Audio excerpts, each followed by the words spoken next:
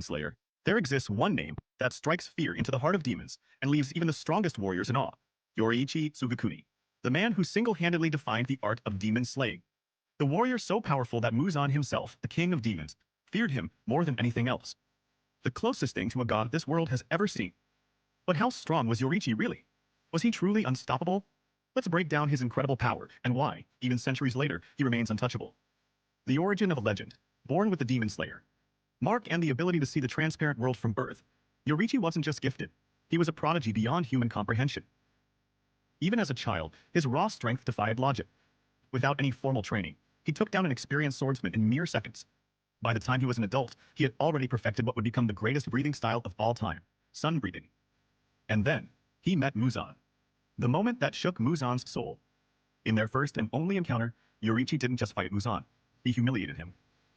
With one exchange, Yoriichi read every move the Demon King had. With one technique, he cut through Muzan's body like paper. And in mere seconds, Yoriichi had reduced the so-called immortal demon to a desperate, fleeing shadow of himself. Muzan barely survived, only escaping because his body scattered into pieces before reforming. But even then, he was never the same. That day Muzan felt something no other demon had ever made him feel: fear. The ultimate warrior. Yoriichi wasn't just fast. He was beyond perception. Even in his old age, he nearly defeated Kokushibo, his own twin brother, who had become the strongest upper moon demon. Despite being blind and frail, Yoriichi still overwhelmed him with ease. If not for his body giving out at the last moment, Kokushibo would have been erased instantly.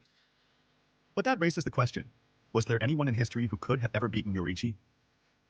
Could anyone defeat Yoriichi? The answer, no. Not even the strongest Hashira combined could reach his level. Not even Muzan, the origin of all demons, stood a chance. Yoriichi wasn't just strong. He was an anomaly, a warrior born once in a millennium.